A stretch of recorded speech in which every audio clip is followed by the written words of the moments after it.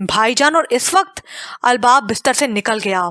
अब इशरत बेगम की आवाज़ें आ रही थी। अलबाब कमरे से निकला तो सहरिश भी बेटे को गोद में उठाए बाहर आ गई। वो सब लोग ड्राइंग रूम में जमा थे। सालार कंबल गोद में रखे सर झुकाए बैठा था। तुमने रात को इरसा पर हाथ उठाया था? मेहराब अली का पहला सवाल यही था। आपको किसने बताया? सालार ने भाई से पूछा। दिलावर अली का फ़ोन आया था मेरे पास। जो कुछ भी तुमने उसके साथ किया है सब कुछ बताया है उसने मुझे। भाईजान। और इस वक्त अलबाब बिस्तर से निकल गया। अब इशरत बेगम की भी आवाज़ें आ रही थीं। अलबाब कमरे से निकला तो सहरिश भी बेटे को गोद में उठाए बाहर आ गई। वो सब लोग ड्राइंग रूम में जमा थे। सालार कंबल गोद में रखे सर झुकाए बैठा था। तुमने रात को इरसा पर हाथ उठाया था? मेहराब अली का पहला सवाल यही था। आपको किसने बताया? सालार ने भाई से पूछा। दिलावर अली का फ़ोन आया था मेरे पास। जो कुछ भी तुमने उसके साथ किया है सब कुछ बताया है उसने मुझे।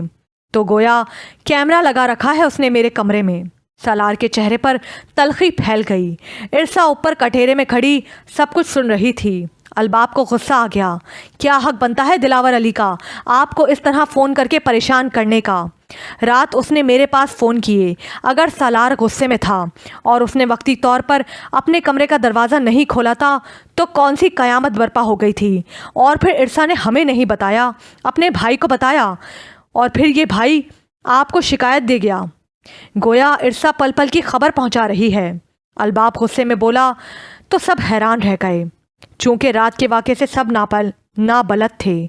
सवाल ये नहीं कि वो पल पल की खबरें पहुंचा रही है, सवाल यह है कि सालार ने उस पर हाथ क्यों उठाया। मेहराब अली सख्त गुस्से में था। वो बीवी है मेरी, ये बात पूछने का ना तो दिलावर अली का हक बनता है और ना ही आपका। मैं इस घर की इज्जत की खातिर आखिर कितनी कुर्बानियाँ दूँ? उसने मुझसे झूठ बोला था इसलिए मैंने उसे मारा। सालार तैश में आ गया। किस किस्म का झूठ? मेहराब अली मामलात से नावाकिफ़ थे इसलिए पूछ बैठे। उसे नीचे बुलाएं और उससे पूछें कि उसने मुझसे कौन सा झूठ बोला और अभी तक वो अपने झूठ पर कायम भी है। इरसा खुद ही सीढ़ियाँ उतर कर आ गई और रोते हुए बोली, मैंने कोई झूठ नहीं बोला भाईजान। सालार ने मुझे महज गलत फहमी की बिना पर मारा है। ये देखें मार मार कर इन्होंने मेरा क्या हाल किया है। वो रो रही थी। मगर इरसा, हम लोग भी तो थे घर में, तुमने हमें नहीं बताया और अपने घर फ़ोन कर दिया। इशरत बेगम ने बड़े ज़ब्त का मुजाहरा किया तो वो मिस्कीन शक्ल बनाकर बोली, हाँ ये मेरी गलती है, आप चाहे जो भी समझें। मैं सालार से बहुत खौफज़दा हो गई थी। वो डरने की पूरी अदाकारी कर रही थी और दिल ही दिल में मुतमईन थी कि अभी उसका भाई आएगा तो उसे भरपूर सपोर्ट करेगा। आज तक ऐसा नहीं हुआ कि हमें किसी समधियाने के सामने शर्मिंदगी का सामना करना पड़ा हो। दिलावर अली यहाँ आना चाहता था, मैंने उसे यहाँ आने से रोका है। वैसे वो 100 बार आए, लेकिन इरसा और सालार के मामले में हमें कतई पसंद नहीं कि वो आकर मामला फहमी करे। इरसा को इस बात से तकलीफ़ पहुँची। हम अपने मामलात को खुद सुलझाना जानते हैं। फिर वो इरसा से मुखातिब होकर बोले, तुम्हें कोई शिकायत थी तो तुम घर में किसी भी मर्द को एतमाद में ले सकती थीं। सालार का गुस्सा बजा है। कोई भी मर्द अपने मामलात में मुदाखलत बर्दाश्त नहीं करता। क्या तुम अपने शौहर को नहीं जान सकी? मैंने बताया ना भाईजान, मैं खौफज़दा हो गई थी। वो सर झुकाकर कह रही थी। मेहराब अली ने गहरी सांस खींची। फिर भाई से मुखातिब होकर बोला, तुमने इतनी बात क्यों बढ़ाई सालार? दिलावर अली ने फ़ोन करके मुझसे ये कहा कि शादी ब्याह के फंक्शन में देर सवेर तो हो ही जाती है, फिर तुमने इतनी हठधर्मी क्यों की? सालार फट पड़ा। दिलावर अली ने आपको भी यही कहा, अलबाब भाई को भी यही कहा, यहाँ तक कि वो हमारे चौकीदार को भी यही बताकर गया कि शादी ब्याह के फंक्शन में देर सवेर हो जाती है। मगर इरसा बताने को तैयार नहीं कि वो फंक्शन कौन सा था। वो कहती है घर में फंक्शन ही नहीं हो रहा था, वहाँ तो बासित और साजदा का झगड़ा चल रहा था जिसकी वजह से उसे आने में देर हो गई। ये बात ऐसी थी कि सभी चौंक गए। इरसा को दिल ही दिल में दिलावर अली पर गुस्सा आ रहा था। तोते की तरह समझाया था भाईजान को, ना जाने उनकी अकल कहाँ चली गई। पता भी है कि ये लोग नाच गाने से कितना चिढ़ते हैं। ज़िंदगी की खुशियों को एंजॉय करने से खुदा वास्ते का बैर है इन लोगों को, नरे खुश्क मिजाज और सड़ियल। ये सालार क्या कह रहा है इरसा? मेहराब अली ने इरसा की तरफ देखा जो गूमगू की हालत में ईस्तदा थी। मैं क्या कह सकती हूँ भाईजान, इनकी तो गलत फहमियाँ ख़त्म होने का नाम ही नहीं लेती। हाँ, वहाँ फंक्शन का माहौल था, लेकिन फंक्शन अरेंज नहीं हो सका बासित भाई और साजिदा बाजी की वजह से। रही बात दिलावर भाईजान की, तो उन्होंने मसलहत की वजह से इस वाक़े का जिक्र यहाँ करना मुनासिब नहीं समझा जो हमारे घर में हुआ। वो नहीं चाहते कि अपने किसी बहन के ऐसे घरेलू मसाइल दूसरे समझाने पर आश्कार करें, लेकिन अफसोस कि वो आप सबके सामने आश्कार हो ही गए। मैंने तो इनको एतमाद में लिया था, लेकिन ये चाहते हैं कि मैं पूरे घर के सामने अपनी बहन के घरेलू मसाइल आश्कार करूं। तो सुन लें बासित भाई शुरू से ही, नहीं नहीं, हम कुछ नहीं सुनना चाहते। हमें क्या ज़रूरत है किसी के निजी मसाइल को डिस्कस करें। अभी मेहराब अली बोले ही थे कि सालार के चेहरे पर तल्ख और कड़वी मुस्कुराहट बिखर गई और वो तंजिया अंदाज में बोला, वाह भाईजान वाह, ज़रा गौर कीजिए, बहन के मामलात की तो ये पर्दापोशी कर रही है और अपने घरेलू झगड़े को फ़ौरन अपने मैके पहुंचा रही है। इसमें इसे मसलहत याद नहीं आई कि अपने मामलात को अपने घर में ही रखे। इरसा लाजवाब हो गई और पहलू बदलकर कमज़ोर सी आवाज़ में बोली, मैंने भाईजान को इत्तला करने के लिए फ़ोन नहीं किया था। मैं उनसे कह रही थी कि अगर वो झूठ ना बोलते तो मुझे ये सज़ा ना भुगतना पड़ती। झूठ वो नहीं, तुम बोल रही हो। सालार गुर्राया। मुझे बासित ने खुद फ़ोन किया और सारे हालात से आगाह किया। फिर वो क्या इतना फुर्सत से था कि वहाँ लड़ने भी चला गया। बोलो, जवाब दो। सालार के इंकिशाफ पर इरसा के छक्के छूट गए। गोया ये आग बासित भाई की फैलाई हुई थी। है तुम्हारे पास इस बात का कोई जवाब? हाँ है। इरसा ने दीदा दिलेर से आंखों में आंखें डाल दीं। बासित भाई चाहते ही नहीं कि हमारे घरों में खुशियाँ बाकी रहें, इसलिए वो दोहरी चाल चल रहे हैं। लेकिन अफसोस ये मैं आपको समझा नहीं सकती, मैं मुतमईन नहीं कर सकती आपको ये कहकर। उसने आंखों में मोटे मोटे आंसू भर लिए और फिर वहाँ नहीं ठहरी और अपने कमरे में चली गई। इरसा के कमरे में चले जाने के बाद सबके चेहरों पर एक सोच ठहर गई। अब अगर मैं बोलूँगी तो तुम सबको बहुत बुरा लगेगा। मैं तो बूढ़ी हूँ, मेरी सोच पुरानी है। पुरानी घिसी पिटी चीज़ की तरह काट कपाट समझकर मुझे तो तुम लोगों ने एक तरफ फेंका हुआ है। हैसियत ही क्या है मेरी? नहीं अम्मा जी, आप कैसी बातें कर रही हैं? हमने ऐसा कभी नहीं सोचा। हाँ, आप बताएं कि आप क्या कहना चाहती हैं? मेहराब अली ने शाइस्तगी से कहा तो वो और ज़्यादा भड़क गईं। कहने को अब कुछ बाकी होगा तुम्हारे पास? मेरे तो कान सुनकर ही हैरान हैं, कितनी दीदा दिलेरी से वो झूठ बोले जा रही है और तुम हो के उसे शय देने की गर्ज से भाई को ही बुरा भला कहे रहे हो। आखिर वो लगती क्या है तुम्हारी? अम्मा जी अजली जलाल में आ गईं। छोटे भाई की इज्जत और इस ख़ानदान की गैरत, और बस। मैं इसे बुरा भला नहीं कह रहा अम्मा जी, सिर्फ समझा रहा हूँ। इस तरह समझाया जाता है? बीच चौराहे में बैठकर तमाशाइयों की तरह पहले तो ऊपर खड़ी होकर सुनती रही, फिर बीच में आकर ख्वामखा मुदाखलत कर दी और फिर खुद ही जब जवाब ना बन पड़ा तो भाग गई। अम्मा जी के ऐसे ही निराले अलक़ाबात होते थे। असल में तो यही जन मुरीद है, जभी तो वो इसके काबू में नहीं आती।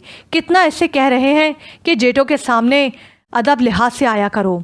अव्वल तो आने की ज़रूरत ही क्या है, मगर अब भी देखा जितनी देर यहाँ बैठी रही, नंगे सर ही बैठी रही, किसी की तवज्जो ही नहीं हुई होगी। ऐसे मामलात को तुम लोग भी देखना नहीं चाहते, है ना? मेहराब अली ने गहरी सांस खींची, फिर कहने लगे, बात यह है अम्मा जी, किसी को पाबंद करके हम जबरी तरीक़ों से शरीयत का मती नहीं कर सकते। हम तो खुद अल्लाह के अदना से गुनाहगार बंदे हैं। हाँ, जो आदाब और एहतियात आप लोगों ने बचपन से हमें सिखाया वो हमारे अंदर रच बस गया है, लेकिन जिन्होंने बचपन से ही आज़ाद माहौल में तरबियत पाई हुई हो वो कहाँ इन बातों को अहमियत देंगे? अगर उन्हें पाबंद भी किया गया तो उनके नज़दीक जबरी मुशक्क़त होगी। बस उनके लिए तो दुआ ही की जा सकती है, अल्लाह सबको हिदायत दे। हम ऐसे हालात में क्या कर सकते हैं? और दीन में दूर दूर तक जबर का नामो निशान नहीं। तो इसका मतलब ये है कि जिस तरह की वो ज़िंदगी चाहती है उसे उसी के माहौल पे छोड़ दिया जाए। मैंने ऐसा नहीं कहा माँ जी, तुमने जो कुछ कहा मैंने अच्छी तरह समझ लिया। तुम्हारी माँ तो गूंगी बहरी बनकर बैठी रहेगी, लेकिन बात यह है कि तुम सरासर उसकी हिमायत करते हो। तुम्हारे दोस्त की बहन है ना, इसलिए। और तुम्हारी माँ को कोई और मिल ही नहीं रही थी, और बहनों को तो वो चांद का टुकड़ा लगी थी। पूरे ख़ानदान में इतनी खूबसूरत बहू नहीं आई थी जितनी खूबसूरत तुम्हारे घर आ गई है ना। लेकिन मेहराब अली, खूबसूरत वो होती है जिसकी चाल में हया हो, जिसकी आँख में हया हो। अम्मा जी, मेहराब अली ने पहलू बदला। अब वो हमारे घर की गैरत है, क्यों उसकी चाल में और आँख में हया नहीं होगी? ठीक है, वो मॉडर्न माहौल से है। अगर इंसान शरई हुदूद की पासदारी में मॉडर्न बनकर रहे तो कोई हर्ज नहीं। हाँ हाँ, हर्ज हो भी कैसे सकता है? तुम और ज़बान से ऊपर आने दोगे, ये कैसे मुमकिन है? ब्याह कर तो तुम ही लाए थे उसे, सरासर मुझे नीचा दिखाना था। तुम सिर्फ 2 माह में भाई को ब्याह कर दिखा दिया तुमने। अम्मा जी, इसमें आपको नीचा दिखाने वाली कौन सी बात है? जो अल्लाह का हुक्म होता है वही होता है। जोड़े तो आसमानों पर बनते हैं। अम्मा जी की ला मायने बहस शुरू हो गई थी। सबको कड़वी कसेली सुनना पड़ रही थी। दिन भर सालार नीचे ही रहा, ऊपर कमरे में नहीं गया। इरसा भी ऊपर से नीचे ना उतरी, कमरे में पड़ी रही। दोनों तरफ से फाका बराबर जारी था। बिल आखिर इशरत बेगम से रहा ना गया। अम्मा जी की सलावातों से वो ज़िच हो गई थीं। क्यों मेरा और अपना तमाशा बनवा रहे हो सालार? घर में मेरी एक और बहू भी है। इधर माँ जी ने ताने दे देकर कलेजा छलनी कर रखा है। तुम क्यों इस घर के भरम को ख़त्म करने पर तुले हो? क्या चाहते हो? अम्मा जी पूरे ख़ानदान में मेरे इश्तिहार लगवाएं और तुम्हारे ताए चाचों को जश्न मनाने का मौका मिले?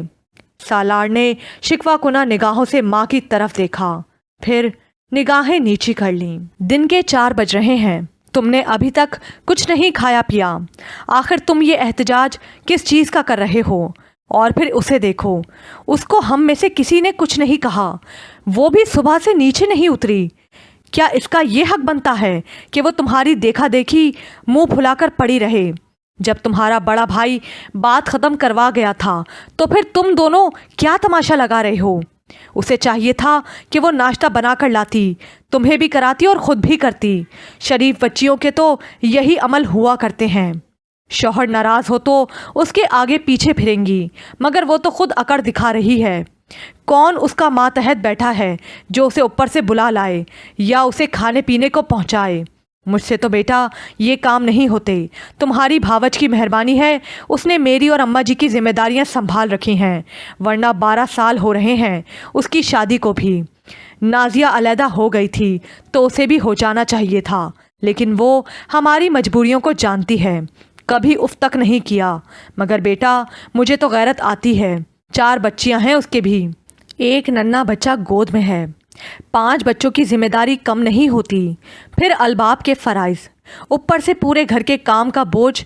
मैं तो समझती थी तुम्हारी शादी हो जाएगी तो सहरिश का भी हाथ बढ़ जाएगा, फिर आहिस्ता आहिस्ता सालार की दुल्हन घर के मामूलात को समझ लेगी तो मैं सहरिश को भी अलहदा कर दूंगी। मगर लगता है तुम लोगों को तो इस तरफ ध्यान ही नहीं है, उल्टा तुमने अपने तमाशे लगाने शुरू कर दिए।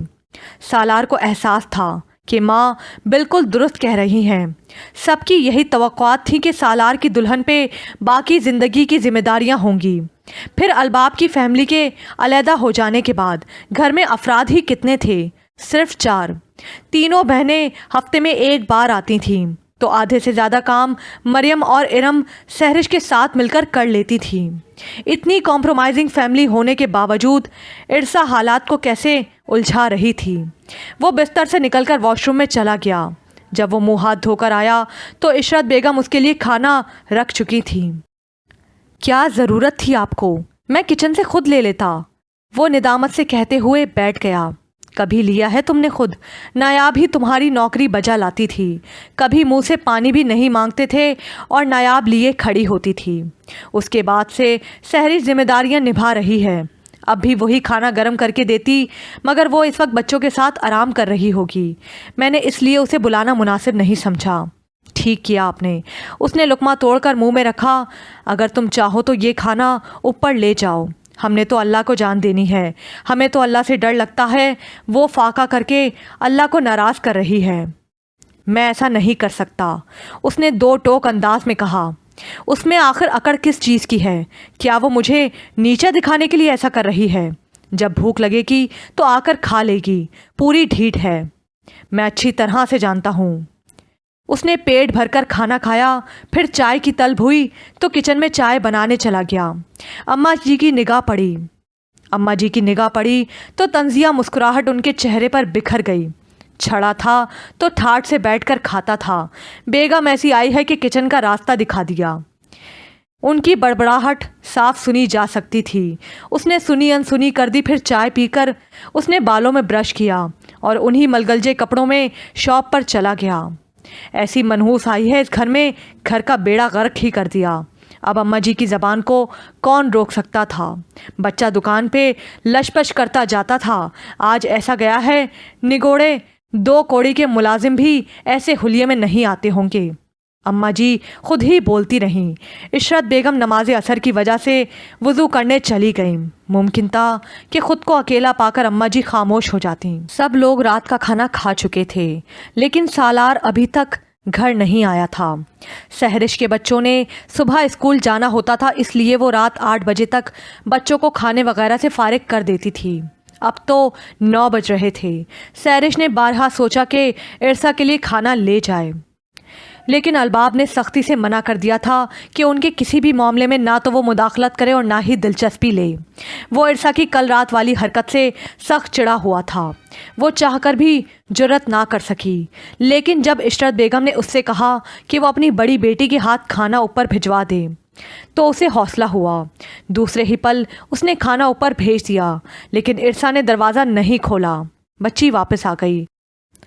اگر اس نے خود کو کوئی نقصان پہنچا لیا تو ہم منہ دکھانے کے قابل نہیں رہیں گے۔ عشرت بیگم پریشان نظر آنے لگیں۔ آپ ایسا کریں کہ مہراب بھائی کو بلا لیں تاکہ وہ خود ہی یہ تماشا دیکھ لیں، نہیں تو کل کلا کو وہ ہمیں ہی الزام دیں گے۔ یہ الفاظ اماں جی کے کانوں میں پڑ گئے۔ کل انتظام کر کے لائی ہوگی نا، بے فکر رہو، جب تک اندر راشن پانی کا انتظام ہے وہ نیچے نہیں آئے گی، اماں جی نے طنزیہ کہا اور اپنے کمرے میں چلی گئیں۔ سہرش نے بے ساختہ ساس کی طرف دیکھا جو خود حیران سی کھڑی تھیں، پھر کچھ دیر کے بعد بولیں، جاؤ تم اپنے بچوں کو دیکھو، اسے ضرورت ہوگی تو گھر بھرا پڑا ہے، پکا کر کھا لے گی۔ سہرش عرصہ کی نرالی حرکتوں پر عجیب کشمکش میں مبتلا ہو رہی تھی۔ سالار رات جان بوجھ کر دیر سے گھر میں آیا تو دادی اور ماں کو جاگتے پایا۔ دونوں فکر مند بیٹھی تھیں۔ اتنی دیر سے کیوں آئے ہو؟ کہاں تھے؟ گھر میں آنے کو دل نہیں کر رہا تھا؟ وہ نظریں چرا کر سچائی سے تھکے ماندے لہجے میں بولا تو عشرت بیگم چپ ہو گئیں، پر اماں جی سے چپ نہ رہا گیا۔ بوڑھی دادی اور ماں کا تو خیال آیا نہیں ہوگا تمہیں، بس اسی کی سوچیں ہیں اور تو ہمارا کوئی آگے پیچھے ہی نہیں۔ ابھی اماں جی شروع ہوئی تھی تو عشرت بیگم کہنے لگیں، جاؤ اوپر اپنے کمرے میں چلے جاؤ، اور ہاں تم نے تو کھانا بھی نہیں کھایا ہوگا، میں تمہارے لیے کھانا گرم کرتی ہوں۔ نہیں امی رہنے دیں، میرا دل نہیں کر رہا، شام کو ہی تو کھایا تھا، آپ لوگ سو جائیں، میں اپنے کمرے میں جا رہا ہوں۔ جہاں عشرت بیگم کو اطمینان ہوا وہاں دادی بھی مطمئن ہو گئیں۔ سالار اوپر چلا گیا۔ کمرے کا دروازہ اد کھلا تھا، اس نے دھکیلا تو کھلتا چلا گیا۔ کمرے کی لائٹیں جل رہی تھیں جبکہ عرصہ بستر میں منہ دیے پڑی تھی۔ سالار نے اسے نظر انداز کر دیا اور کپڑے بدلنے کی غرض سے ڈریسنگ روم میں چلا گیا۔ وہ چینج کر کے آیا تو وہ ہونس پڑی تھی۔ وہ بھی دن بھر کا تھکا ہوا تھا، سو جانا چاہتا تھا، لیکن بے چینی ایسی تھی کہ نیند نہیں آ رہی تھی۔ تبھی اس نے ٹی وی آن کر لیا۔ کچھ ہی دیر میں وہ ٹی وی سے بھی اکتا گیا۔ پھر اس نے لائٹس آف کر دیں اور نائٹ بلب جلا لیا۔ وہ عرصہ کے برابر میں لیٹنا نہیں چاہتا تھا۔ اس نے بیڈ پر جھک کر تکیہ جو اٹھانا چاہا تو اس پر عرصہ کا بازو رکھا تھا۔ بے ساختہ عرصہ کے چہرے پر نگاہ پڑی تو وہ دنگ رہ گیا۔ عرصہ کی آنکھیں نیم وا تھیں اور منہ سے جھاگ نکل رہا تھا۔ سالار کے ہاتھ رک گئے۔ اسے محسوس ہوا کہ عرصہ جھٹکے سے سانس لے رہی ہے۔ عرصہ، عرصہ، سالار نے اسے ہلایا تو وہ دوسری طرف ڈھلک گئی۔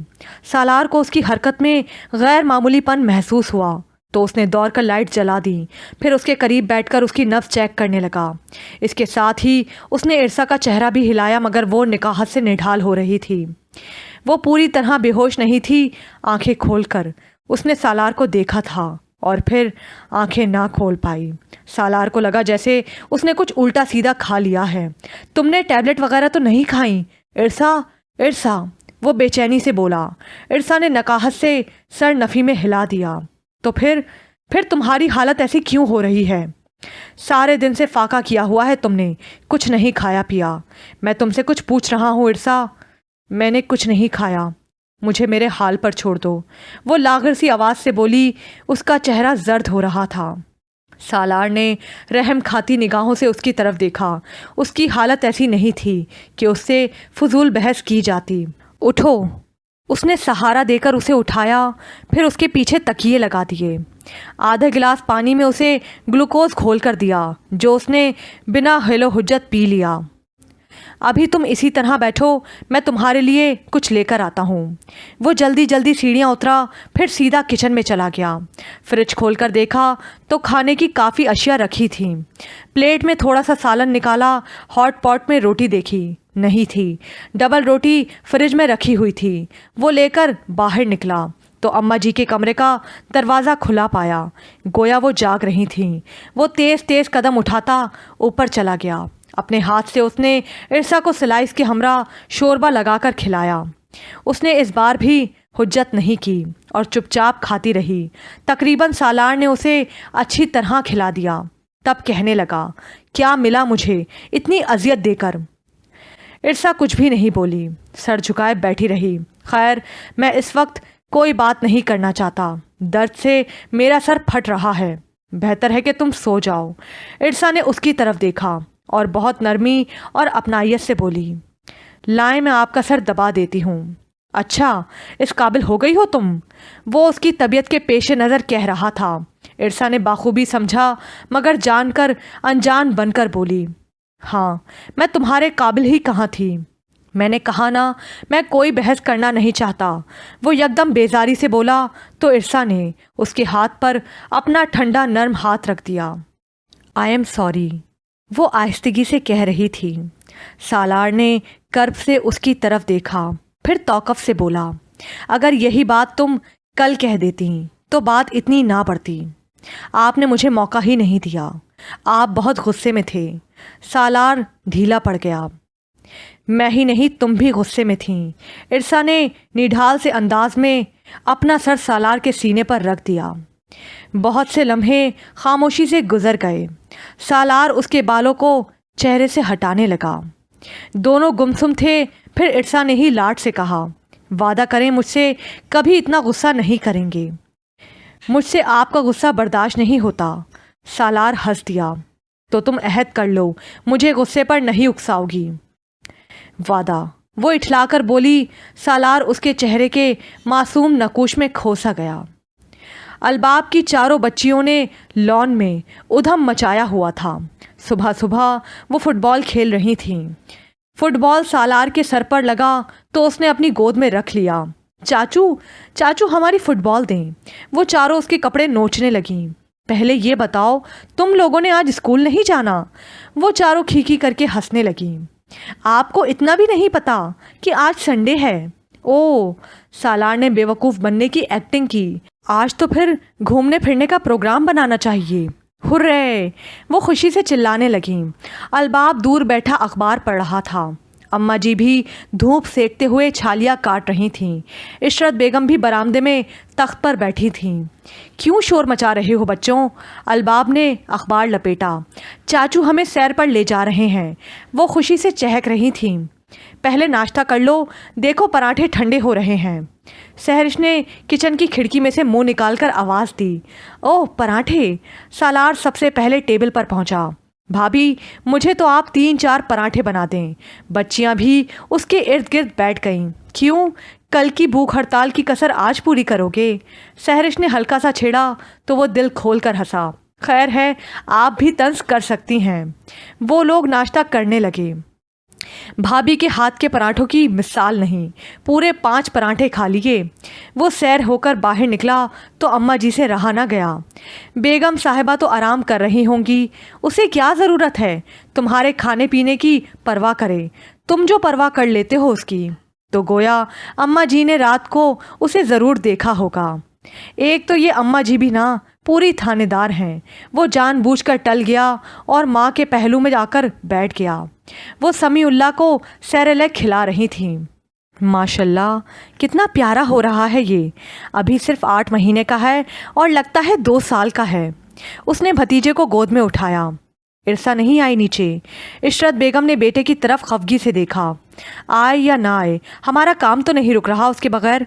उसके इतने गैर जिम्मेदाराना जवाब पर इशरत बेगम को गुस्सा आ गया। ये तुम्हारा जवाब है? कल तो तुम लोगों ने घर भर को परेशान कर रखा था और आज तुम इतनी मस्ती में हो कि तुम्हें उसकी घरेलू जिम्मेदारियों की भी परवाह नहीं। बीबी यहीं तक ही नहीं, रात बेगम साहिबा के लिए खाना गर्म करके लेकर गया है ये। ज़रूर अपने हाथ से उसे मिन्नतें समाजतें करके निवाले खिलाए होंगे। तभी रात को कोई हंगामा नहीं हुआ। कोई बेद नहीं कि सालार ने उससे माफ़ी भी मांगी होगी। सालार अम्मा जी के तंज पर शर्मिंदा होने के बजाय हंस दिया और माँ के कान में सरगोशी करते हुए बोला, अम्मा जी का दिमाग खिसक गया है, 80 के पेटे में तो ज़रूर होंगी। हाँ बेटा, कल तुम मुझे 60 साल की बताकर कहोगे कि माँ सटिया गई है ना? वो माँ की बात पर कहका लगा रहा था। इशरत बेगम उसकी गैर मुतवाज़न रवैये से चिढ़ गईं। खुद में ठहराव पैदा करो सालार। पल में तोला पल में माशा, ये अच्छा नहीं होता। अपने इस गैर संजीदा रवैये पे कंट्रोल करो। जब से तुम्हारी शादी हुई है मैं देख रही हूँ, या तुम राई का पहाड़ बना लेते हो और अगर मन में ना हो तो हाथी बेशक सामने से गुजर जाए, तुम्हें परवाह नहीं होती। ये आदत इसकी बचपन से थी। आपने शायद इसे शादी के बाद नोट करना शुरू किया है। अलबाब भी नाश्ते से फारिग होकर तौलिए से हाथ पोंछते हुए माँ के दूसरी जानिब आकर बैठ गया। हाँ, तो बचपन की आदतें बचपन में ही तर्क कर देनी चाहिए। अब इस पे काफ़ी जिम्मेदारियां हैं। शादीशुदा है, कल को बच्चों का बाप भी बन जाएगा। आखिर इस लावालिपन का मकसद क्या है? इशरत बेगम तिनक कर बोली, अब बताएं क्या हुक्म है? उसने यकदम संजीदा होने की एक्टिंग की। मेरा कोई हुक्म नहीं है, ये उसका भी घर है। सिर्फ सहरिश की ही जिम्मेदारी नहीं सब कुछ। उससे कहो नीचे आए और किचन की जिम्मेदारियों में सहरिश का हाथ बटाए। वैसे भी आज इतवार का दिन है। मेरी तीनों बच्चियां माँ बच्चों के आने वाली हैं। मेरी बच्चियां तो आकर सांस भी नहीं लेती, 3600 काम निपटा कर जाती हैं मेरे। सालार सीटी बजाता हुआ समी को बाजू पर बिठाए ऊपर चला गया। इरसा काले सूट में मलबूस बाल खोले आईने के सामने बैठी अपनी भवें नोच रही थी। सालार उसे देखकर मबहूत रह गया। उसका हुस्न काले रंग में और भी नुमाया हो रहा था। वो उसके अकब में जाकर खड़ा हो गया और उसे सराहने वाले अंदाज में बोला, मुझे शॉप पर नहीं जाने दोगी? क्या जान लेने का इरादा है? इरसा महुवियत से अपने काम में मगन रही। खैर है, आज इतनी तैयारी किस लिए हो रही है? वो प्लगिंग करने के बाद कलाइयों में चूड़ियाँ भरने लगी। फिर एक अदा से बोली, क्या बहुत ख़ास तैयारी लग रही है मेरी? बहुत ख़ास। सालार उसके सामने ड्रेसिंग टेबल पर बैठ गया। इरसा चूड़ियाँ पहनकर बालों में बल डालने लगी। समी उसे देखकर उसकी तरफ हुमकने लगा। वो समी में जानबूझकर मगन हो गई। वो नहीं चाहती थी कि सालार को अपने तैयार होने की वजह बताए कि आज उसने मैके जाना है। अगर वो बता देती तो सालार का मूड यकदम ऑफ हो जाना था और फिर सारे दिन की खींचातानी शुरू हो जाती। वो इरसा को दीवानगी से तक रहा था कि अचानक उसे याद आया, ओह, अम्मी ने तुम्हें नीचे आने को कहा था और मैं भी ना कितना पागल हूँ, बातों में बिल्कुल ही भूल गया। इरसा उसकी बात पर हंस दी। खैर से, आप किससे बातें कर रहे थे? तुमसे और किससे? वो अपनी जहब मिटाते हुए बोला। इरसा उसकी बात नज़रअंदाज करके अपने होठों की आउटलाइन ठीक करने लगी। जल्दी करो ना, अम्मी को गुस्सा आ जाएगा। वो उसके तसाबल पर झंझलाया। इरसा ने आउटलाइन पेंसिल रख दी, फिर मस्कारा लगाने लगी। क्या ज़रूरत है इन सब चीज़ों की? उस पर झंझलाहट गालिब आने लगी थी। इरसा ने पलके उठाकर उसकी तरफ देखा, गोया वो उसका मफहूम जानना चाहती थी। देखो, तुम्हें इन चीज़ों की बिल्कुल भी ज़रूरत नहीं। तुम वैसे भी बहुत खूबसूरत हो और फिर किचन में काम करने के लिए साफ सुथरा चेहरा होना ही ज़्यादा बेहतर होता है। तो ये बात थी। वो ड्रेसिंग टेबल के सामने से उठ गई। गोया मुझे हांडी चूल्हे के लिए नीचे बुलाया जा रहा है। ہاں تو اس میں تعجب کی بات کیا ہے؟ اب تمہیں اپنی ذمہ داریاں نبھانی چاہیے۔ آخر سہرش بھابھی کب تک ہمارے کام کریں گی؟ کچن میں جانے کے خیال سے ہی ارسا کو سخت کوف ہونے لگی تھی۔ کیا بتاتی کہ اسے تو کچن کے کاموں سے کبھی رغبت ہی نہیں رہی، ساری ذمہ داریاں رابعہ پر ہی تھیں۔ مگر یہ بات سالار کو بتانا تو اپنی شامت بلانے والی بات تھی۔ کیا معلوم کس بات پر سالار کا موڈ بگڑ جاتا، اس لیے بہتر یہ تھا کہ وہ سہرش بھابھی سے بنا کر رکھے، ان کی خوشامد کرتی رہے تاکہ وہ علیحدہ ہونے کے بارے میں نہ سوچیں اور اس پر یہ ذمہ داریاں نہ پڑیں۔ وہ سعادت مند بیوی کی طرح سالار کی بات پر نیچے آ گئی۔ کھلے پائچے کا پاجامہ اور اوپن لانگ شرٹ میں ملبوس برائے نام دوپٹہ گلے میں ڈالے وہ کچن میں داخل ہوئی تو سہرش نے توصیفی نگاہوں سے اسے دیکھا اور تعریف کیے بنا نہ رہ سکی۔ آج تو بہت مختلف اور پیاری لگ رہی ہو۔ تھینک یو بھابھی، وہ اتراس ہی گئی۔ پراٹھا بناؤں تمہارے لیے؟ نہیں بھابھی، میں پراٹھے وراٹھے نہیں کھاتی۔ اس نے ناک سکیڑتے ہوئے فریج کھولا اور ڈبل روٹی دیکھنے لگی جو اسے حسب منشا مل گئی۔ انڈے بھی موجود تھے، اس نے 2 سلائس اور 1 انڈا نکال لیا۔ بس اتنا سا ناشتہ؟ سہرش اس کی طرف دیکھ کر مسکرائی۔ جواباً اس نے کاندھے اچکائے۔ اصل میں مجھے فربا لوگ اچھے نہیں لگتے، اس لیے اپنی ڈائٹ کا خیال رکھتی ہوں۔ تو گویا تم مجھے جتلا رہی ہو۔ ویسے اطلاع عرض ہے کہ بچوں کے بعد 80% خواتین موٹی ہو جاتی ہیں، میں 20% کا حصہ ہوں۔ یہ کہتے ہوئے اس نے حسب معمولی کہکا لگایا۔ اس کے کہکے کی گونج باہر لان تک گئی جو سب نے سنی۔ اور ویسے آپ موٹی نہیں ہیں۔ کس نے کہا ہے کہ آپ موٹی ہیں؟ اتنا تو اچھا فگر ہے آپ کا۔ ارسا نے سہرش کے کاندھے سے لگتے ہوئے بے وجہ تعریف کی تو سہرش جھپ گئی۔ اب بناؤ نہیں؟ کیا ناشتہ نہ بناؤں؟ وہ جان کر انجان بنی۔ سہرش کو اس کی شرارت پر ہنسی آ گئی۔ کل کیا ہو گیا تھا تمہیں؟ کیوں سارے دن سب کو پریشان رکھا؟ سہرش نے آہستگی سے پوچھا۔ چھوڑے نہ بھابھی کل کی بات کو۔ آپ کے دیور غصے میں جب آتے ہیں تو انہیں نہ دکھائی دیتا ہے اور نہ بجھائی دیتا ہے، وہ شکوہ کناں انداز میں بولی تو سہرش اسے سر تا پاؤں زوم آئینے نگاہوں سے دیکھتے ہوئے کہنے لگی، تو گویا یہ خصوصی تیاری اس کا غصہ ٹھنڈا کرنے کے لیے کی ہے تم نے؟ ویسے کالا رنگ تو سالار کا فیورٹ ہے۔ اچھا، وہ آ چبھنے سے کہتے ہوئے ناشتہ کرنے کے لیے بیٹھ گئی۔ سہرش نے اسے اس سے زیادہ آ چبھنے سے دیکھا۔ کیوں؟ کیا سالار نے تمہاری تعریف نہیں کی؟ ارسا عجیب سے انداز میں ہنس دی۔ سہرش کو اس کے انداز سے الجھن ہوئی۔ اتنا تو چنچل مزاج ہے سالار کا، ہاں ذرا غصے میں یکدم آ جاتا ہے۔ یہ بھی بھلا کوئی مزاج ہوا؟ ارے ارسا کھوئے کھوئے سے انداز میں بولی اور ناشتہ کرنے لگی۔ سہرش نے مزید کچھ کہنا مناسب نہ سمجھا اور برتن دھونے میں مصروف ہو گئی۔ ارسا بھی خاموشی سے ناشتہ کرنے لگی۔ سہرش ناشتے کے برتن دھو کر فارغ ہوئی تو فریج سے گوشت نکالنے لگی۔ وہ بھی ناشتہ کر چکی تھی۔ سنک میں برتن رکھنے کے لیے اٹھی تو سہرش کو مگن پا کر یکدم اس کے قدم رک گئے۔ ایک بات پوچھوں بھابھی آپ سے؟ ہاں پوچھو۔ سہرش گوشت کے تھیلے برف سے نکالنے میں مگن تھی۔ آپ اپنی زندگی سے مطمئن ہیں؟ ارسا کا انداز کھویا کھویا تھا۔ کیا مطلب؟ سہرش نے استزائیہ انداز میں اس کی طرف دیکھا۔ میں اپنی زندگی سے مطمئن کیوں نہیں ہوں گی بھلا؟ سہرش اس کا مطلب بالکل بھی نہیں سمجھی تھی۔ میرا مطلب ہے زندگی کے معمولات سے، صبح اٹھنا، بچوں اور گھر کی ذمہ داریاں اور رات گئے تک اسی میں جتے رہنا، نہ کہیں آنا نہ جانا، نہ گھومنا نہ پھرنا۔ آپ بور نہیں ہو جاتی روز ایک ہی معمول سے؟ سہرش اس کی بات پر ہنس دی۔ بھلا کوئی عورت اپنی گرہستی اور بچوں سے بھی بور ہو سکتی ہے؟ ہاں کیوں نہیں ہو سکتی؟ ارسا یکدم جھنجھلا گئی۔ ایک ہی دائرے میں گھومتے گھومتے انسان تھک جاتا ہے، اسے چینج کی ضرورت ہوتی ہے کہ نہیں؟ سہرش حیرانی سے اسے دیکھ رہی تھی۔ ارسا نے اپنائیت سے اس کے ہاتھ پکڑ لیے۔ ایک بات پوچھوں آپ سے، آپ کا یہاں دم نہیں گھٹتا؟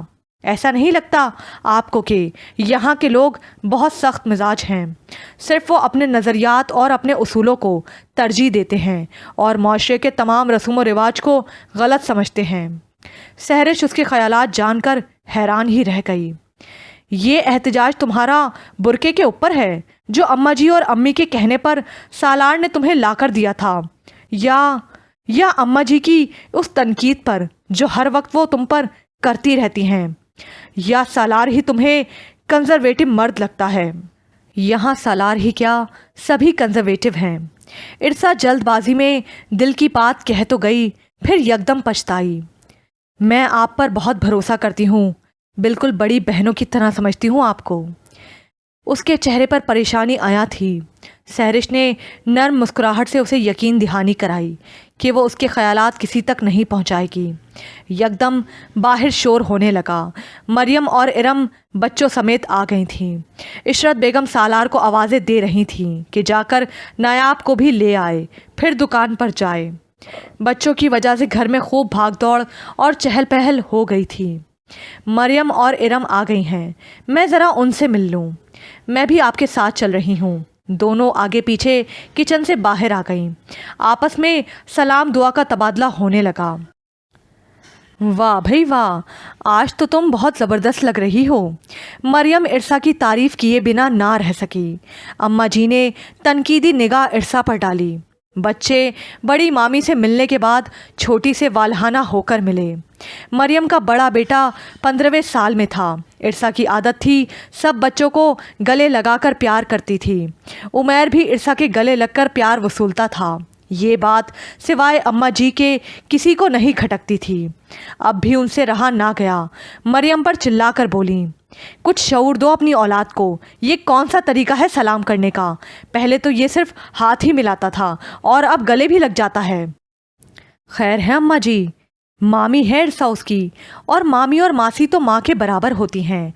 मरियम बेपरवाही से कहते हुए चौकड़ी मारकर माँ के तख्त पर बैठ गई। अम्मा जी मरियम के साथ इशरत बेगम को भी खरी खरी सुनाना चाहती थी कि मेहराब अली आ गए। मरियम और इरम ने बारी बारी भाई को सलाम किया। भाई बड़ी रौनक लगी हुई है, नायाब को नहीं बुलाया आज? मेहराब अली को सबसे छोटी बहन की कमी शिद्दत से महसूस हुई तो कहे बिना ना रह सके। कहा तो है नवाब साहब से फुर्सत मिल जाए तो।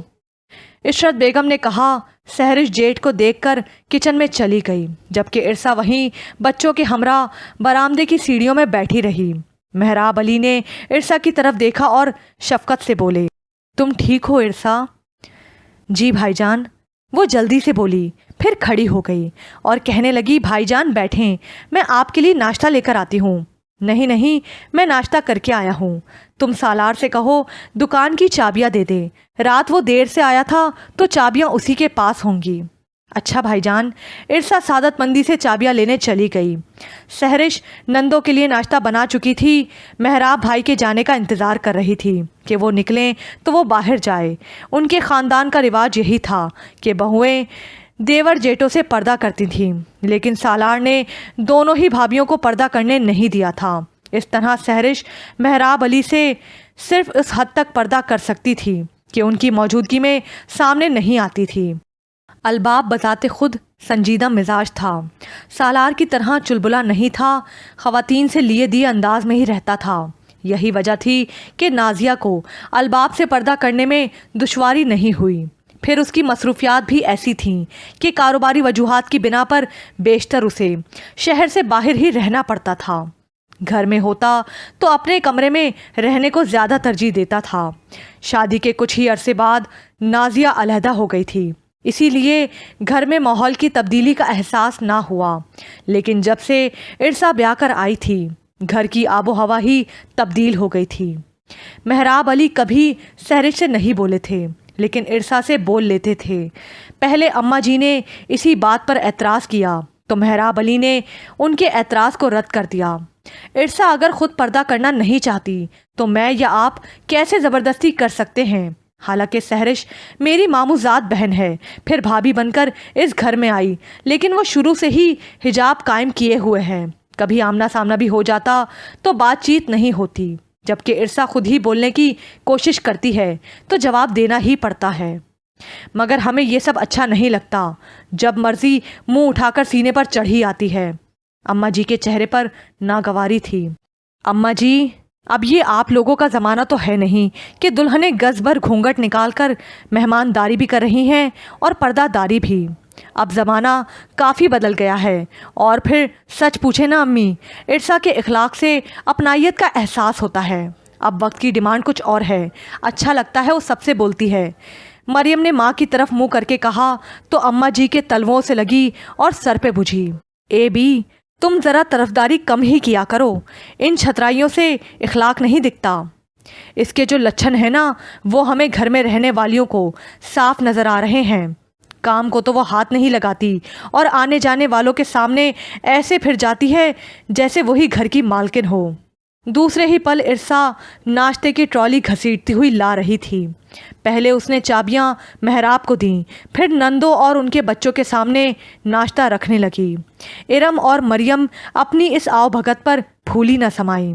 ارسا بھی انہی کے پاس بیٹھ گئی۔ اچھا امی، میں بھی جا رہا ہوں، نایاب کو چھوڑ کر باہر سے ہی نکل جاؤں گا۔ سالار بہنوں اور بھانجا بھانجی سے مل کر باہر چلا گیا۔ اس کے جانے کے بعد ارسا کو گہرا سکون ملا۔ اب وہ مس کال دے گی اور موئز آ کر اسے لے جائے گا۔ پراٹھے بڑے خستہ بنائے ہیں تم نے۔ ارے نہیں آپی، میں نے کہا یہ تو بھابھی نے بنائے ہیں۔ سچ پوچھے نا بھابھی کے ہاتھ میں تو لذت بہت ہے، میں تو ان کی موجودگی میں پکانے کا سوچ بھی نہیں سکتی۔ بہت ایکسپرٹ ہیں بھابھی۔ ارسا کی تعریف پر مریم کے دل میں جلن ہوئی۔ اماں جی اور امی بھی سحرش کی تعریفیں کرتے نہیں تھکتی تھیں، جبکہ مریم خود کو سب سے زیادہ ایکسپرٹ سمجھتی تھی، لیکن سحرش کی صلاحیتوں کے سامنے اس کی کارکردگی مان پڑ جاتی تھی۔ اس لیے مریم دل ہی دل میں سحرش سے رقابت کا جذبہ رکھتی تھی، مگر یہ جلن سوائے ارم کے کسی پر عیاں نہیں تھی۔ اب بھی جب ارسا سحرش کی تعریفوں میں رد السان تھی تو ارم ذو معنی انداز میں بڑی بہن کو دیکھ رہی تھی۔ عشرت بالآخر بول ہی پڑی، اب تمہیں گھر اور کچن کی ذمہ داریوں کے بارے میں سوچنا چاہیے۔ آخر سحرش کب تک ذمہ داریاں اٹھائے گی؟ ان کے چہرے پر ناراضی تھی جس کا ارسا پر خاطر خواہ کچھ اثر نہیں ہوا، اور اطمینان سے بولی، بات یہ ہے امی، میں نے کام کرنے سے کبھی انکار نہیں کیا، لیکن میرے ہاتھ میں سحرش بھابھی جیسا ذائقہ نہیں ہے، تو سیکھ لو اس سے۔ اماں جی جھٹ بولی، سیکھ لے گی، اور کیا سحرش ہی رہ گئی ہے سکھانے کے لیے؟ میں سکھا دوں گی۔ مریم نے ناگواری سے بات نمٹانا چاہی، تو ٹھیک ہے، آج اپنے ساتھ کچن میں رکھ کر کھانا بنوانا۔ امی نے اتنی ہی ناگواری سے مریم سے کہا۔ ارسا برتن سمیٹ کر کچن میں رکھنے چلی گئی۔ چھوڑے بھی امی، آج نہ کرائیں ارسا سے کام، آج میں اور مریم آپی کر لیں گے۔ دیکھے نا کتنی پیاری تیار ہوئی ہے، کچن میں جا کر ماند پڑ جائے گی۔ اللہ، انوکھی دلہن آئی ہے تمہارے گھر میں۔ کچھ تو سالار میاں نے سر پر چڑھا رکھا ہے، کچھ تم دونوں بہنیں اسے آسمان پر بٹھا لو، پھر تو بی بی ہمارے جوتیاں ہی پڑیں گی۔ آپ ہر وقت اتنا نیگیٹو کیوں سوچتی ہیں اماں جی؟ آج نہیں تو کل ارسا نے ہی کرنا ہے نا، تو کیا فرق پڑ جائے گا اگر ہمارے سر پر وہ کچھ دن عیش کر لے گی؟ کیوں سحرش بھابھی؟ ارم نے سحرش کو آتا دیکھ کر فوراً اسے گفتگو میں شامل کرنا چاہا۔ وہ سمی کو لے کر جانے کے لیے آئی تھی، کچھ نہیں بولی، ہلکا سا مسکرا کر آگے بڑھ گئی۔ سحرش پر گھر کی ذمہ داریاں تو بہت تھیں، لیکن ساتھ اپنے بچوں کی بھی ذمہ داریاں تھیں، جس کی وجہ سے وہ نندوں اور ان کے بچوں کو خصوصی وقت نہیں دے پاتی تھی، نہ ہی ارسا کی طرح آگے پیچھے پھرنے کا اس کے پاس وقت تھا۔ عشرت بیگم خود بھی یہی چاہتی تھی کہ بیٹیوں کے آنے پر سحرش کو تھوڑا ریسٹ مل جائے۔ بیشتر سحرش بھی میکے چلی جاتی تھی اور ارم، مریم اور نایاب کو سب کچھ خود کرنا پڑتا تھا، جس پر انہیں خود بھی کبھی کوئی اعتراض نہیں تھا، لیکن ارسا کی آؤ بھگت نے کچھ عرصے سے ان پر ایک احساس اجاگر کیا تھا کہ بیٹیاں میکے میں آتی ہیں تو ان کی آؤ بھگت کے لیے کسی نہ کسی کو ہونا چاہیے۔ وہ بچوں میں بھی ہر دل عزیز اور مقبول ہو رہی تھی۔ جب سے ارسا آئی تھی بڑی ممانیاں تو انہیں بوڑھی لگنے لگی تھی۔ ارسا بچوں کے ساتھ بیٹ بال کھیلتی، فٹ بال کھیلتی، بچوں کو جھولے جھلاتی، ارم اور مریم کو ماں سے باتیں کرنے کے خاصے مواقع مل جاتے۔ شام تک وہ تساہل سے بستروں میں پڑی رہتی، کیونکہ ارسا سب بچوں کو سنبھال لیتی تھی۔ یہ چھوٹی چھوٹی باتیں ارسا کو دونوں بڑی بھاوجوں سے ممتاز کر رہی تھیں، लेकिन सिर्फ नंदों की नज़र में। अम्मा जी के तो एतराज़ ही ख़त्म नहीं होते थे और इशरत बेगम भी गैर मुतमईन नज़र आती थीं। भला बताओ, यूं सुर्खी पाउडर लताड़ कर 16 सिंगार करके भी घर में रहा जाता है? हम तो ज़रा दंदासा लगा लेते थे तो बाप भाइयों से भी गैरत आती थी और लड़की को जेठों से भी हया नहीं आती। नाम की 2 पट्टियां लटकाए फिरती है और कपड़े देखो कैसे पहन रखे हैं। अम्मा जी इरसा को देखकर वाज़े बड़बड़ाई थी।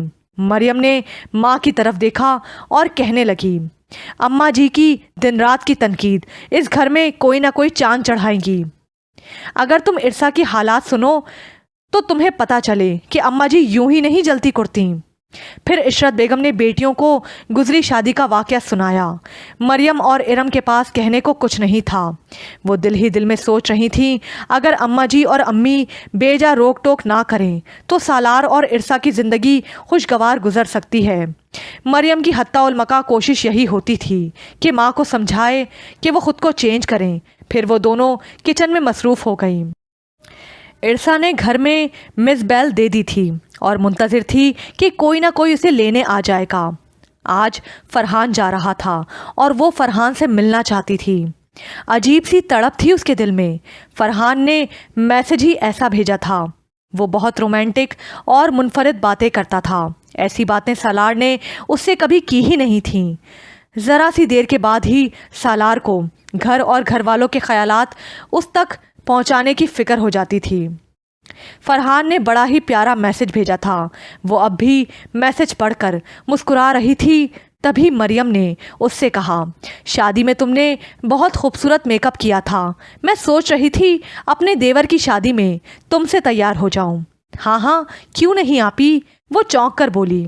लेकिन आपकी स्किन बहुत रफ़ हो रही है। आप पहले फेशियल वगैरह करा लीजिएगा, फिर मेकअप अच्छा लगेगा। अगर तुम्हारे पास सामान है तो मैं आज ही करा लेती हूँ। मरियम फ़ौरन ही फैल गई। ठीक है, आप कुकिंग से फारिग हो जाएं, मैं आपका काम कर दूंगी। उस लम्हे इरसा का फ़ोन बजा। उसने फ़ोन अटेंड किया। मोइज़ बेजारी से कह रहा था, मैं घर के बाहर खड़ा हूँ, जल्दी से आ जाओ, मुझे काम से जाना है। अभी वो किचन से बाहर ही निकली थी कि काम वाली मासी ने बताया कि छोटी दुल्हन को उसका भाई लेने आया है। अम्मा जी तो करीब थी नहीं। इशरत बेगम का माथा ठिनक गया। खान से कहो अंदर ड्राइंग रूम में बिठाए उसे। जी, वो कह रहे हैं उन्हें जल्दी है, कहीं काम से जाना है, इरसा बेबी को भेज दो। उन्होंने इरसा की तरफ देखा जो जाने के लिए मुंतज़िर खड़ी थी। क्या तुमने सालार से पूछ लिया था जाने के मुतालिक? मुझे पता नहीं था कि मुझे घर से भाई लेने आ रहा है। इरसा ने फ़ौरन झूठ बोला। अभी कल ही तो तुम्हारे माबैन मैके में रुकने पर ठीक ठाक झगड़ा हुआ है, फिर भी तुम्हें अकल नहीं आई कि फ़िलहाल इस मौजू को बंद कर दो। अगर तुम्हें जाना ही है तो सालार से फ़ोन पर इजाज़त लेकर जाना। कमाल है, ऐसा कैसे हो सकता है कि तुम्हें पता ही नहीं हो कि तुम्हें कोई मैके से लेने आ रहा है। पल पल की खबरें तो तुम यहाँ से वहाँ पहुँचाती रहती हो। वो खफगी से कह रही थीं। अगर उनसे इजाज़त मांगी तो वो इजाज़त नहीं देंगे। इरसा मासूम शक्ल बनाकर बोली, तो ठीक है, मत जाओ। ऐसा कौन सा ज़रूरी काम है? जब उसका गुस्सा ठंडा हो जाए तब चली जाना, बल्कि वो खुद ले जाएगा तुम्हें। हमारी तरफ से तो कोई रोक नहीं। तो भाई दरवाजे पर आया है तो खाली हाथ चला जाए। अम्मा जी एकदम दरमियान में बोली, ये हमारे घर के रिवाज के मुताबिक नहीं कि मैके वालों के दरवाजे पर बेइज्जती करें। अव्वल तो उसे खुद सोचना चाहिए था कि उसके घरेलू मामलात कैसे चल रहे हैं। जब उसने नहीं सोचा तो चले जाने दो उसे। अम्मा जी नागवारी से कह रही थीं। इरसा को तो बस यही चाहिए था। अम्मा जी के कहने पर उसने फ़ौरन बुर्का लिया और घर से बाहर निकल गई। उसने बाइक पर बैठते ही फ़ौरन भाई से कहा, तुम अंदर क्यों नहीं आए? पता है वो लोग इन बातों को कितना महसूस करते हैं। करते रहे, मेरे पास फालतू वक्त नहीं तुम्हारे खुश माहौल में बैठने के लिए। फॉर गॉड सेक, तुम्हारा दम नहीं घुटता उस घर में। इरसा कुछ नहीं बोली। वैसे अम्मी ने जो पैसे दिए थे ना तुम्हारे घर फ्रूट ले जाने के लिए, मैंने उन पैसों का फ्यूल डलवा लिया बाइक में। वैसे आज रोमाना को भी लेने जाना है, हो सकता है फिर हमारा कहीं घूमने फिरने का प्रोग्राम बन जाए। वो कहका लगाकर बता रहा था। बड़े ही घटिया इंसान हो तुम, इरसा खफगी से बोली। اس کے گھر سے نکلتے ہی سالار کا فون گھر کے PTCL نمبر پر آیا۔ وہ اماں جی کو بتا رہا تھا کہ نایاب نے آنے سے خود ہی منع کر دیا ہے۔ مگر کیوں؟ عشرت بیگم کو دھچکا لگا۔ شاید اس کی ساس کی طبیعت صحیح نہیں تھی، اس لیے وہ کہہ رہی تھی 2-1 روز میں وہ خود چکر لگا لے گی۔ بہرحال میں دکان پر آ گیا ہوں، بس آپ کو اطلاع پہنچانی تھی۔ ضرور عثمان نے روکا ہوگا اسے آئے دن یہی اعتراض ہے کہ وہ میکے کیوں جاتی ہے، وہ خفگی سے بولیں۔ پھر انہیں بیٹے پر بری طرح غصہ آ گیا۔ ایک تم ہو جس سے بیوی کے پٹا ڈالا نہیں جاتا، اب بھی وہ اپنے بھائی کے ساتھ میکے گئی ہے۔ سالار کو جھٹکا لگا۔ اگر اسے جانا تھا تو وہ اسے ضرور بتاتی۔ خیریت تھی؟ اچانک کوئی ایمرجنسی تو نہیں ہو گئی؟ اکثر نعیمہ بیگم کی طبیعت خراب رہتی تھی۔ سالار بے ساختہ پوچھ بیٹھا۔ پتہ نہیں، تم خود ہی پوچھنا اس سے، عشرت بیگم نے چڑچڑے انداز میں کہہ کر فون بند کر دیا۔ ارسا گھر پہنچی تو اسے معلوم ہوا فرحان کل رات ہی فیصل آباد چلا گیا تھا۔ اسے حیرت بھی ہوئی اور غصہ بھی آیا۔ پھر اس نے جھوٹ کیوں کہا کہ وہ اس سے مل کر ہی فیصل آباد جائے گا؟ وہ سخت کوفت کا شکار ہو رہی تھی۔ تبھی اس کی توجہ گھریلو صورتحال پر پڑی۔ بھائی جان اور ماں باہم الجھ رہے تھے۔ کہاں سے لا کر دوں میں اتنی بڑی رقم؟ ساجدہ سے کہیں کہ وہ اس خبیث انسان کا فون ہی اٹینڈ نہیں کرے تو کیا میں ساری عمر یہاں بیٹھی رہوں گی؟ ساجدہ یکدم بولی۔ ٹھیک ہی تو کہہ رہا ہے باسط، جتنی مدت کے لیے آپ لوگوں نے رقم مانگی تھی وقت اس سے بھی زیادہ ہو گیا ہے، مگر آپ لوگوں کو تو جیسے احساس ہی نہیں ہے۔ احساس سے کیا مراد ہے تمہاری؟ کیا ہم دینا نہیں چاہتے یا میں نے ذاتی مصروفیت میں اڑا دیے پیسے؟ کان کھول کر سن لو ساجدہ، اگر تم نے باسط سے رقم دلوائی تھی تو ذاتی مجھ پر احسان نہیں کیا تھا، اپنی ماں پر احسان کیا تھا۔ فقط میں ہی بڑا نہیں ہوں، تم بھی بڑی بہن ہو، اگر ماں کے کام آ گئی تھی تو الٹا ہم پر احسان کیوں جتا رہی ہو؟